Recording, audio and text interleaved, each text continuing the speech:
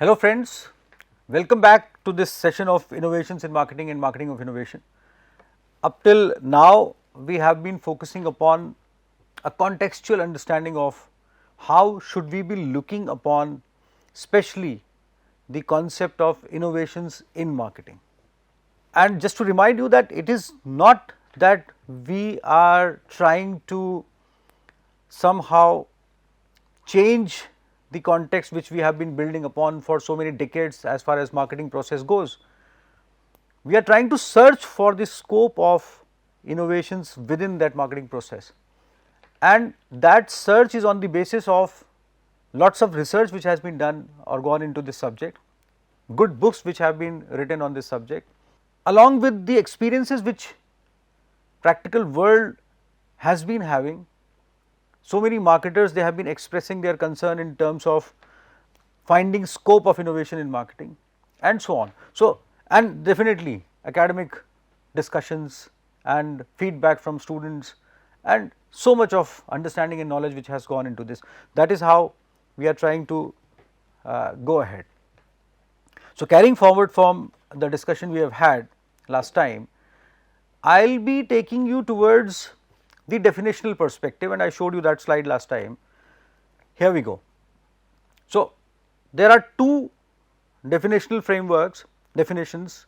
One is definition of marketing, which is contemporarily being followed. It was adopted in 2017 by and given by American Marketing Association, and then definition of innovation.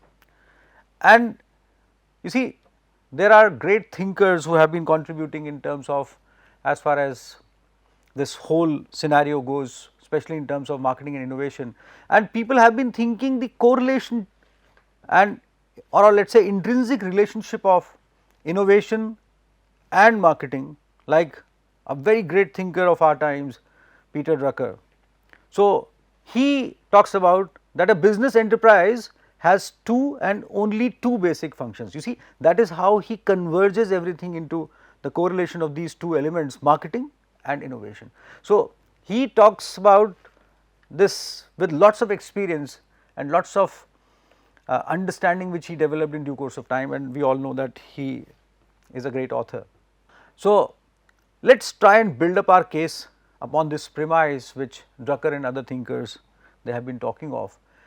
I am very fond of quoting Mahatma Gandhi on several aspects, and I take him to be one of the most influential thinkers world has ever seen. Not to undermine other thinkers, they have been the world has seen very great thinkers, but I am personally I would not say a follower, because I have not been able to follow Bapu so intensely, but definitely I have been trying to find out the context of his philosophy, his perspective. So, Bapu also quoted several times on the satisfaction of customers, build up of markets, small enterprise, and if we try to correlate all his thinking, we would realize that Bapu focused upon integration of almost everything, which itself is innovation. I will be talking about these kind of things which Mahatma Gandhi talked about with respect to equitable economic development and fruits to be distributed amongst all the stakeholders. So, that requires lots of innovation as far as the whole process goes, because last time if you remember, and that thought also was influenced by Bapu's thoughts, when I started my discussion with the perspective of that, let us eliminate the needs and the subsequent wants, and then let a marketer come up and think about that if it happens, how a marketer would start putting up things in perspective on satisfying customer wants with benefits to be distributed amongst all the stakeholders, including the benefit of the customers. So, that premise we tried to build up, and last time we tried to focus upon, as you remember, how historically it happened. We wanted this world to be a prosperous place which sort of looks like that. Definitely lot of opulence has come in, and lot of growth has been witnessed by this world. technological advancement has been seen, but have we reached to a place that where marketing has solved its purpose of equitable growth and passing on the fruits of growth to all the stakeholders? I, as the student of marketing and strategy, take this as the responsibility of marketing as such. I cannot say that it is the concentric kind of a thing which we should be pursuing upon, but by point of view which I have from this side, that is the thought which comes to me. So, historically we slightly, I should not say moved away from that, but we were not in that particular direction as we can see. So, now coming back to this definitional framework, the definition of marketing, you have heard about this, you have seen that earlier, and I have talked about this in my earlier subjects as well, if some of you would have attended one of those. So, marketing is the activity, set of institutions and processes for creating, communicating, delivering and exchanging offerings that have value for clients, customers, partners and society at large. If we look at this definitional framework, try and incorporate the innovation and scope of innovation which an activity may have. For example, marketing is the activity, set of institutions and processes. How to incorporate innovation through and through with the perspective of generating value for all the stakeholders and percolating that value in consonance with business environment as well as environment at large. It is not a complicated puzzle. It is a matter of choices which marketing has to foresee and has to be made by the business world for developing the opportunity for all the stakeholders in due course of time, along with the fact that where this process would take us. Today at this stage we can accuse plastic and plastic manufacturers and plastic development overwhelmingly, but my point is that this should have been seen at the stage when plastic was being introduced as an answer to so many problems. Why marketers could not think in terms of putting up a picture where even if we were going for that kind of a choice, we had to cut it off somewhere by new product innovation in terms of replacement of plastic. After all, this could have been done, but then we went for scaled up kind of a progression as we have talked about earlier. One single product which is so rampant today in this world, I would not go into the statistics, you may find out from different kinds of sources and statista as well, that what kind of demonstration plastic does in terms of usage, in terms of quantity, in terms of that quantity converted into dollars or rupees and so on. Now, having reached to this stage, we are finding ways to neutralize that. That again is a good thing, very good thing, but shouldn't it be the thing that we imagine the complete value chain with that kind of a perspective? Here comes the role of imagining innovation within activities, set of institutions and processes for creating, communicating and delivering offerings. Here comes how to be innovative in creating, how to be innovative in subsequently communicating, delivering and exchanging offerings that have value. Here I reiterate my stand which I have been doing in so many other subjects and demonstrations, that value shouldn't be read just as value, it should be read with a connotation of values. So, offerings that have values, S written in parenthesis, value for customers, clients, partners and society at large.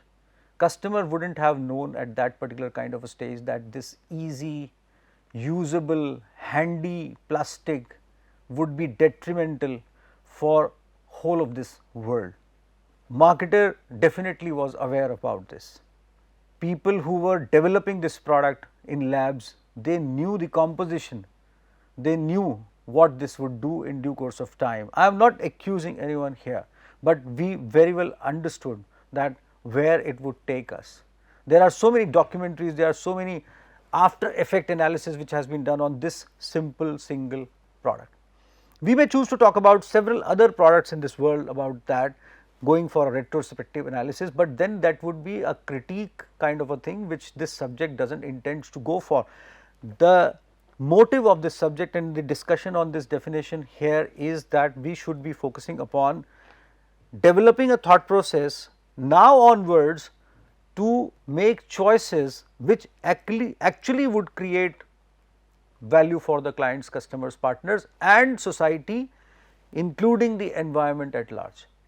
Here comes the definition of innovation, wherein a new or improved product, you see now it makes sense, a new or improved product or process, a new alternative to plastic or process or combination thereof that differs significantly from the unit's previous products or processes, and that has been made available to potential users or brought into use by the unit, fit in this definition, in this marketing definition.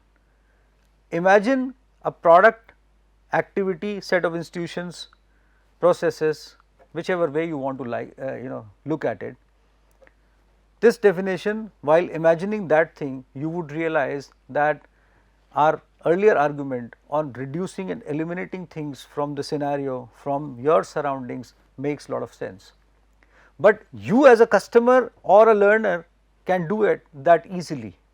Marketers, if they would do that, they have to look at complete value chain. If some of you are marketers, then definitely it is a puzzle.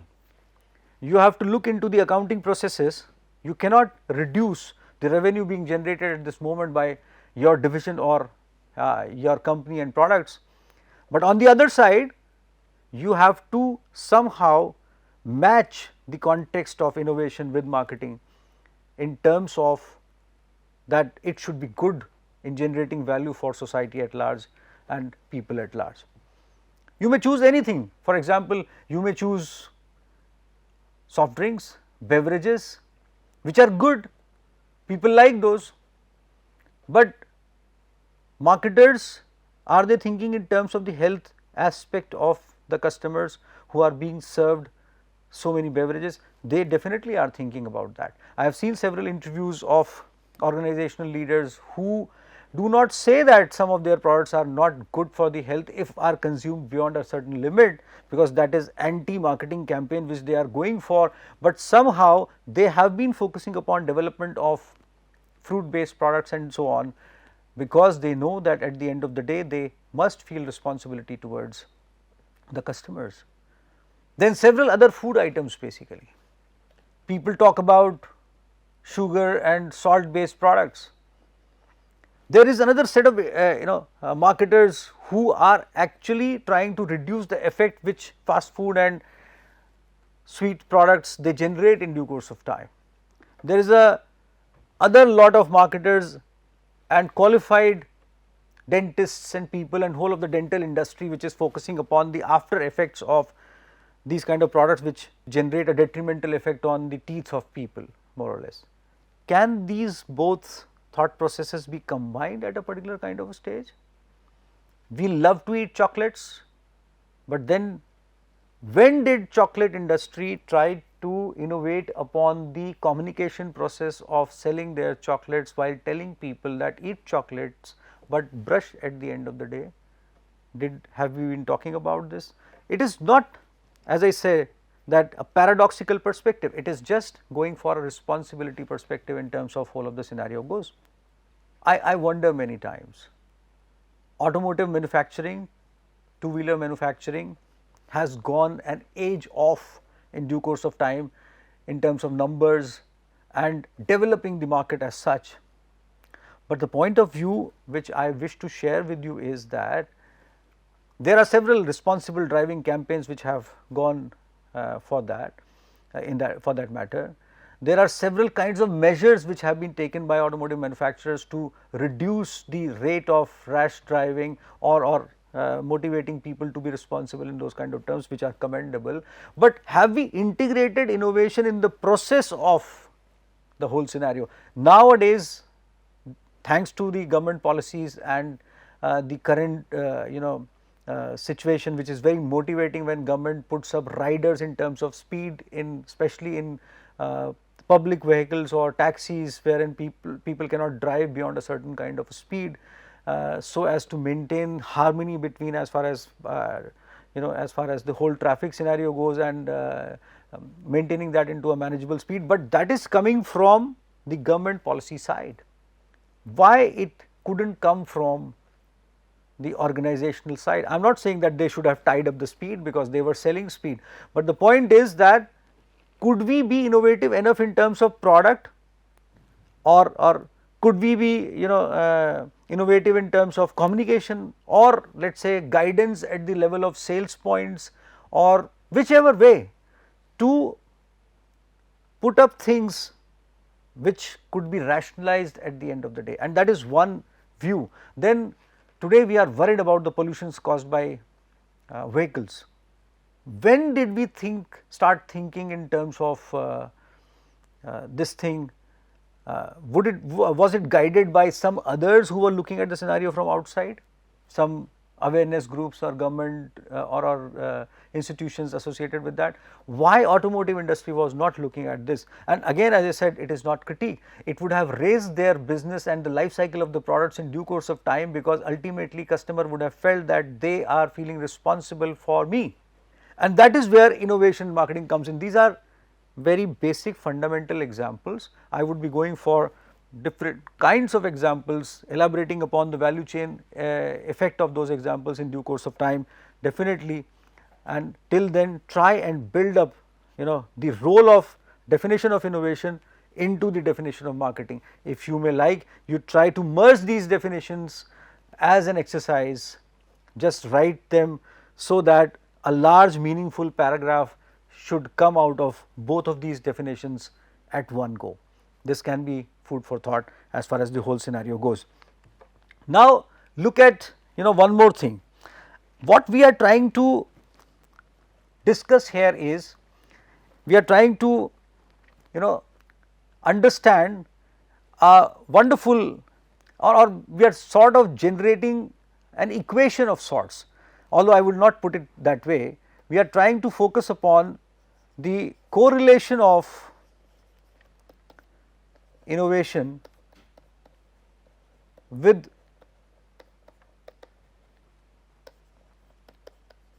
the world at large. Very simple thought, but not just world at large, the world we want to be, we wish for, the world we foresee. That is the point of, as far as the whole situation goes. What kind of a world I would like to have? For example, let us look at toy manufacturers, education, knowledge providers, knowledge equipment providers. We all know the number of children in this world. We all know that every child requires an education, and it is not that you should distribute everything for free. We have already talked about fortune at the bottom of the pyramid, which is a very pivotal philosophy and a perspective given by late Professor C. K. Prahalad, and a very influential thinker of our times, who has talked about that every living human being in this world is a customer at large, because whatever is being provided to them is afforded by someone or provided by someone in due course of time, as far as the economic value goes. But doesn't it make sense that the book producers, the knowledge content developers, the sports equipment manufacturers, the toy manufacturers should create a market structure so that every child should be reached with these kind of products? It is not just lowering down the prices, it is not just bringing in cost effectiveness in the process, that we have been trying hard to do, and someone has been subsidizing that cost and profits at the end of the day. But it is being innovative in terms of reaching people Why didn't we go for recorded books long back? Why didn't we translate the books for masses long back?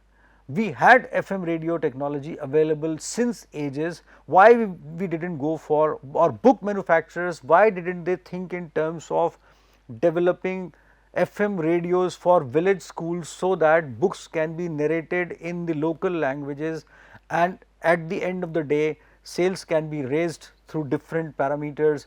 And if somehow we bring in those people who are learned enough, who can be torch bearers for knowledge so as to propel their business as well.